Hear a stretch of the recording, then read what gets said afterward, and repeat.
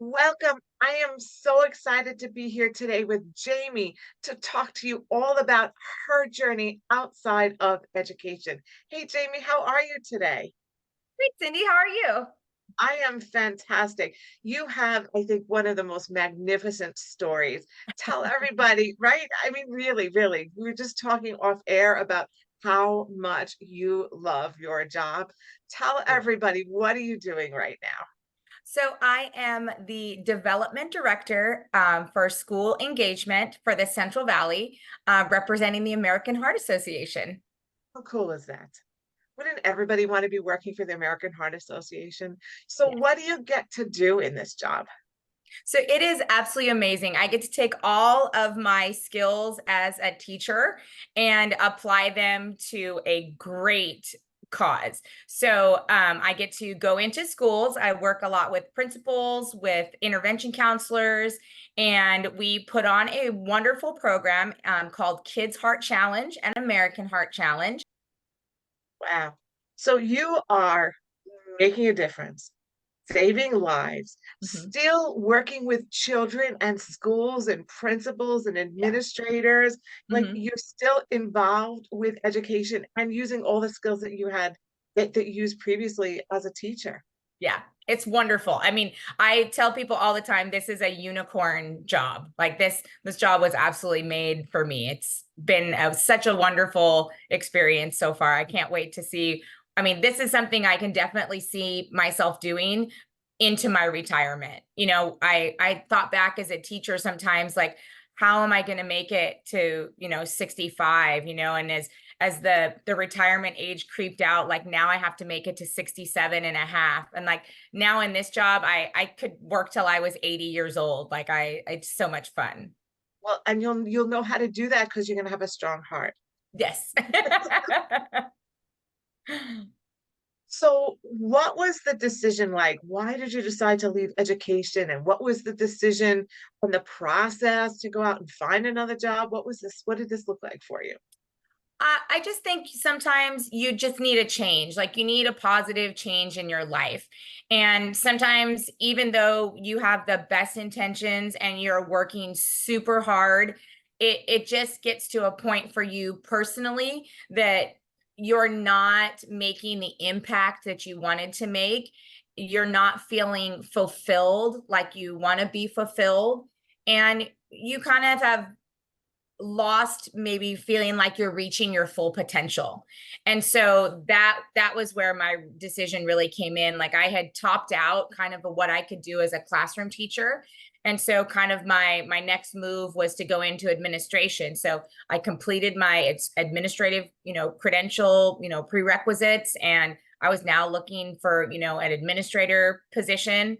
And then it just kind of got to be like, well, what is this job going to do that fulfills me? What is this job going to do that lets me continue to move forward in my career, not only growing my career, but growing myself as a person? So that's when I was looking for some help. And I was so happy to find you, Cindy, because you kind of helped me unlock that potential. I didn't know which direction to go. I didn't know how transferable my skills really were.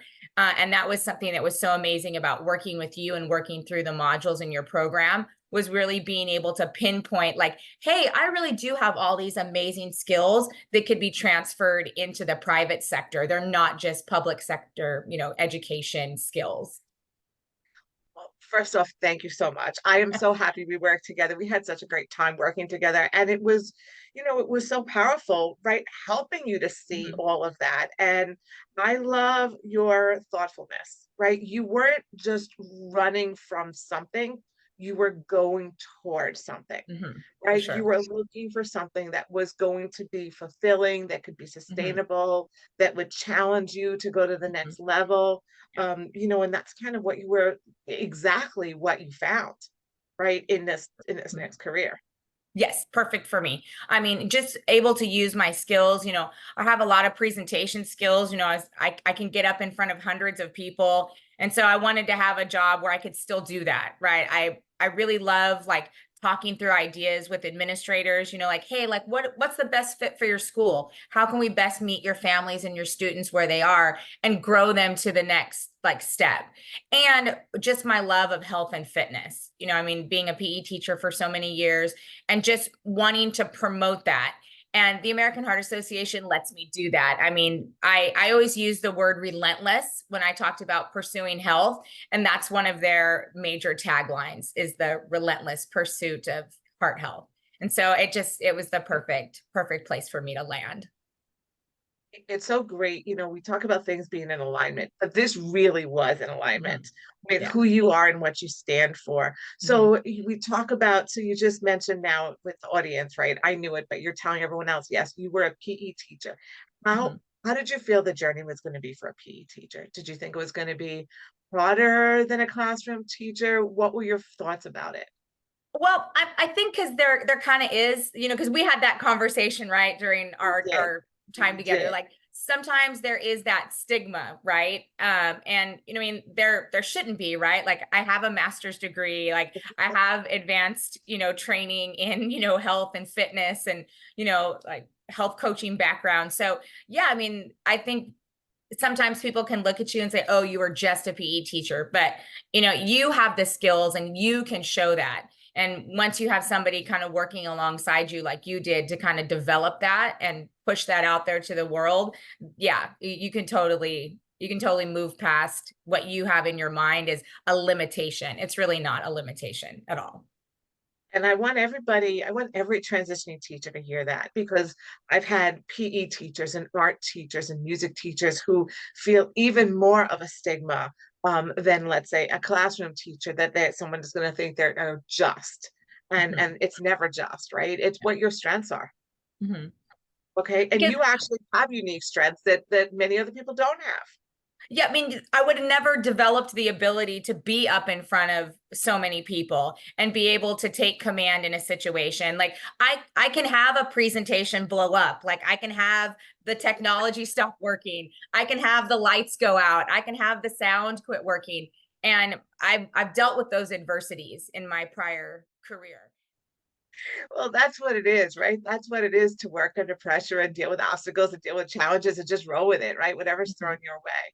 Yeah. So what was it like when we worked together and what were some of the most valuable things that I helped you with, either together and through the modules?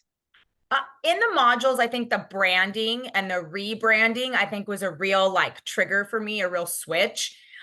Just to kind of really look at those skills that I had and how are they transferable and how am I branding myself? How am I representing myself? What things do I need to change so when people look at me, they don't see PE teacher, they see development director of school Exactly. engagement, right? Like, Right. what are those things that I need to do? And so the modules were super helpful in that, really breaking that down and giving you some ideas about how to create a personal brand and help companies see you the way you want to be seen. And so I thought that was instrumental. And I just think like you come alongside as a partner, and there are times that you say, like, this is exactly the behavior and this is exactly the thinking that's kept you trapped where you are. And so what are you going to do now? Like I'm going to help you with these tools, but what are you going to do moving forward? And I really appreciated that. I liked that accountability. I liked that partnering. You didn't hold my hand. You were always really honest with me, like, hey, like X, Y, and Z, this is what's going to get you there. And you decide whether you're going to do that or not. And for me and my personality, I really appreciated that. And I found that to be the most helpful. Thank you. Yeah, well, I do call it a hand holding, a kick in the butt, but Yeah. it's like, all right, Right. but it's really, it's the honesty. It's the, okay, this is what you keep doing and it's been holding you Right. back. Here's what we have to do to move you forward. And I think people don't see that, right? You're that mirror, right? Because sometimes you're doing what you're doing for so long, you don't see what you're doing. Right. Yes, that's exactly right. Mhm. Or you don't notice it from the outside. You don't notice things like how important a LinkedIn photo is, or Mhm. how Right. important it is how you're getting dressed, or Mhm. what you're saying and the words you're using, how you're emailing people, and you don't notice these things. Right. Thank you. That was a number of interviews. It was quite a process. Yeah, it was four altogether. And two with, who is now my boss, and then who oversees the whole Western States region. And so, which is, hilarious now because like we have so much in common, like we're from like the same area, and she'll just like ping me and say, hey, I had a couple thoughts I just want to share with you. I mean, she's the senior vice president of the Western States region, and she feels comfortable enough to just like ping me and say, hey, I know you're going to be in Bakersfield, like let's talk through that a little bit. And I'm like, wow, like that's great that she sees me as a professional in that way, So because that's I what I didn't. wanted to reframe you, right? It's not even that she Yeah. feels comfortable enough, but she sees me at that level, Hmm, right? right. She sees me as Hmm. that trusted partner that she Yeah, can talk to me at that level. which is something that you didn't always feel as a classroom teacher. Right. Right. So yeah, So amazing to feel that way, to feel like a professional and a valued member of a team. It's really nice. what are the other benefits of this job? It is a lot of freedom. I mean, it's still school adjacent. So it still follows like a schedule I'm used to, like on a cycle. And so there's a prep time, and then there's a lot of, presentation time, and there's a cultivation of relationship time. And so it follows a cycle, which I really like. And so it gives me some freedom to work from home, to be out in the field, to travel, which is something I never got to do as a teacher. I would beg to like chaperone a field trip just so I could get off campus for a day. But now I have, I can travel, I can set my own schedule, I can meet with the clients I need to meet with. It just allows me so much more just professional freedom, right? To choose my schedule, to make my appointments, to say, hey, like today I really need to target this area. No one's forcing me to sit, at a desk, or, I have to do this today. I can really make my own schedule and do what I think is going to be best for my clients and my schools. And I really enjoy that. It's also them trusting you, your knowledge, and your judgment. Oh, 100%. Yeah, if this is a job that if you needed someone to hold your hand and you are not a problem solver, this would not be the position for you. But because they have that confidence in me, they see that my skills are there. They see that my creativity is there, that my, stick to itiveness is there, that my ambition to work hard is there. And that's something that it's nice to have recognized for sure. Especially coming from where you were. Yeah, where that doesn't happen very often. It happens, but not very often. Most teachers, they realize afterward they're shocked by how much their opinion is valued Yeah, in their new jobs. it is amazingly. Like I didn't have someone just to tell me to go back to my classroom. Like when I had an idea, which was amazing. Right, right. They Yeah. want it. They're calling you to contribute, to share. So, Mhm. what is your advice for anybody looking to get out of teaching or make a pivot in their career? What is your advice for them? My advice is to think positively, and to find somebody like exactly like you that can put that mirror up, that can help them make that pivot. Because what happens is it's just like when you're learning to play basketball. I taught basketball for so long, right? Like a lot of kids don't understand the pivot, right? They take that step, and instead of, pivoting on that foot, they take a different step and they step in the wrong direction. And so that's what you helped me do. You helped me make that pivot and not take that wasted step in the wrong direction. And so Good that analogy. that I really think is the most helpful. And just like I said, just your ability to show like, hey, like you can make these changes. You have everything within you. You have the potential to do that dream job you've always wanted, to get on that career path that is going to be more fulfilling and make you happier and give you a better outlook on your professional life. And so that I think is the number one thing. Like don't limit yourself, and you know partner with you to help, create that new image that you want to put forth as you move forward. Oh, thank you so very much. You did all the hard work. I just helped guide you along the way.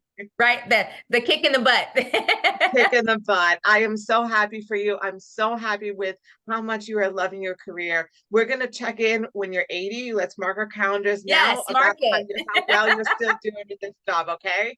I love it. Let's do it. Continued success for many more decades. Oh, thank you so much, Cindy. You as well. Thank you. Thank you. Bye-bye. Bye-bye.